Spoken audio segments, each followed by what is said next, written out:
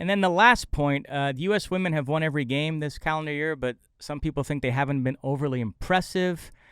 We talked about the Republic of Ireland being good, but not that good. Are these games where you'd like to see the U.S.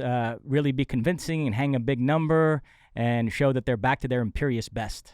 I'd like to see them be convincing, and I think they will be convincing. But what I also recognize is that kind of baked into the U.S. women's national team is that they are always guarded on taking too much out of a game against inferior opposition. I mean, they recognize, and we've said this before, that they really are going to test themselves against 5 teams in the world.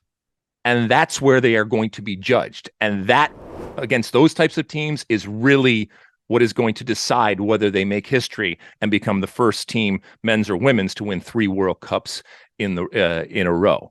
But I like the fact that even when they go out there and they beat up on the opponent and beat up against oftentimes vastly inferior opposition, they are guarded against putting too much stock into it.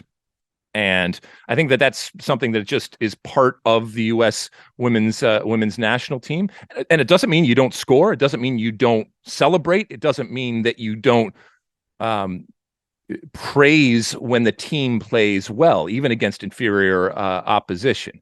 It's just they take it with a grain of salt, and that's a good thing. And ultimately, when they get up against the likes of England, and when they get up against the likes of Germany and Sweden, and these types in the Netherlands, these types of teams that can give them a game and on the day can actually beat them, that's where they're really going to be judged. You like that clip? Well, my State of the Union podcast drops every week. Subscribe now on Apple Podcasts, Spotify, or wherever you get your podcasts.